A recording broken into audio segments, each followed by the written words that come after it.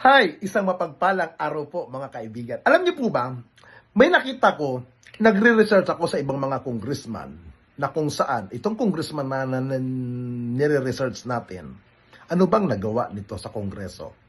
Meron bang pakinabang ang ating bayan? Meron bang pakinabang ang ating mga kababayan dito sa ibang congressman? Nakita ko po, dito sa isang congressman na binabas, binubuli, na tahimik lamang, na hindi nag-iingay kung ano ang kanyang mga nagagawa para sa ating mga kababayan.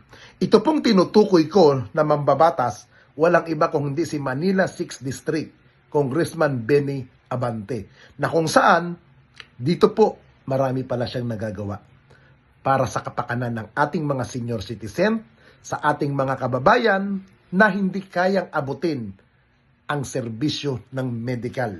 Kaya po dito atin alamin kung ano ba ang mga nagawa ni Congressman Benny Abante. Dahil napakaswerte ng distrito niya. Bakit? Meron siyang katulad niya. Naglilingkod, hindi maingay, hindi epal, pero tahimik na nagsiservisyo para sa kapakanan ng bawat mamamayang Pilipino. Atin alamin kung sino ba si Congressman Benny Abante. Congressman Benvenido Abante, o mas kilala sa tawag na Kong Benny, isang magaling na mambabatas, may tunay na malasakit sa bayan. Matapang, ipinaglalaban ang karapatan ng bawat mamamayan. At higit sa lahat, may puso at siyang tunay na maaasahan. Kilala si Kong Benny bilang House Representative ng 6th District ng Manila. Ngunit bago siya maging congressman ay marami na din na pagdaanan sa buhay. Si Kong Benny, siya ay graduate ng theology, kaya siya ay isa ding pastor at siya ay may master degree of government management, kaya alam mong isa siyang magaling at mahusay na lingkod bayan.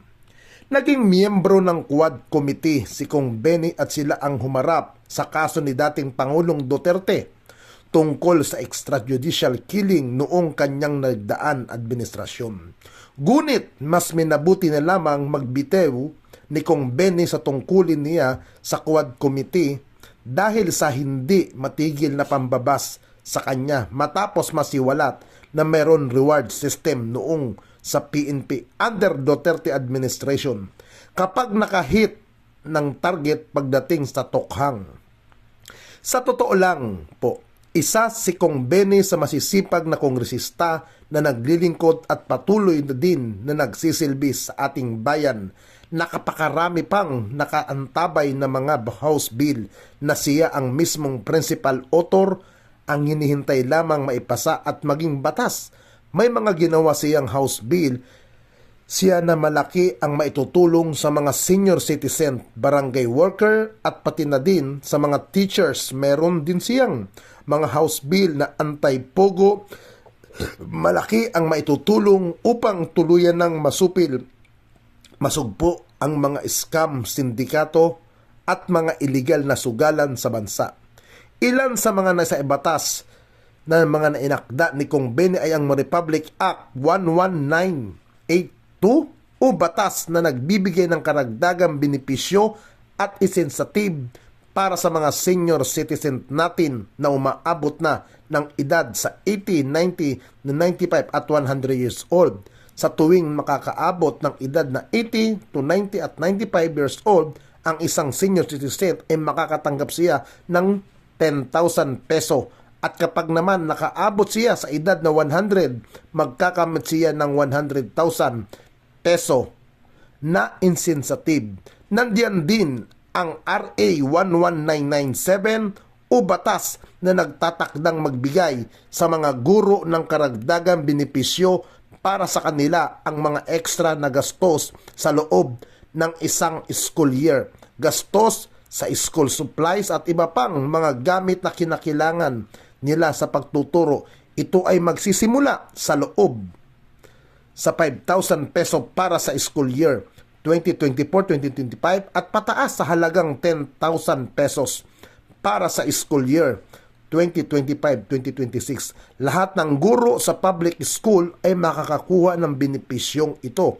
At ang benepisyong ito ay hindi babawasan ng income tax. Malaking tulong din ito sa ating mga minamahal na guro, lalo na at lumalaki din ang gastusin para sa mga basic supplies natin sa pang-araw-araw. Isa sa mga magagandang mga nasa ibatas na akda ni Kong Benny ay ang RA 11959 o ang pagtatayo ng mga specialist centers ng Department of Health sa mga hospital. Ang mga specialist centers na ito ay nakapokus sa iba-ibang special treatment gaya ng cancer care, renal and kidney care, cardiovascular disease, pediatric cares, brain and spine care, bone care, infectious disease, atrophical disease, at mental health, at marami pang iba na sakit sa kapansanan na kailangan may espesyal na pagtugon sa pangangasiwa para mas mapadali ang paglunas o pagpapagaling sa pasyenteng inilalapit ng batas na ito. Ang mas mura at mas abot kaya ng mga gamot at operasyon para sa mga pasyenteng nakararanas ng mga malulubang sakit. Isang patunay na si Kong Benny ay may malasakit at tunay na may puso na katugon sa pangangailangan ng health sector ng ating bansa. Ilan lamang yan sa mga nasa ibatas na akda ni Kong Benny. Marami pa at mas dadami pa kapag ang kanyang mga naisapatas na House Bill ay tuluyan ng maisaibatas ng Kongreso at ng Senado. Tunay nga siya ay lingkod bayan na maasahan dahil nga ang pangangailangan ng mga Pilipino ang kanyang prioridad. Kaya kahit anumang paninira at pagyurak sa kanyang katauhan ng mga basher ay hindi kailangan babahid sa lahat ng mga nagawa niya. Mabuti, lalo na at isa siyang epektibong mambabatas, kailangan natin ang mga katulad ni Kong Benny sa Kongreso kung talagang gusto natin makakita ng pagbabago at pag-asenso.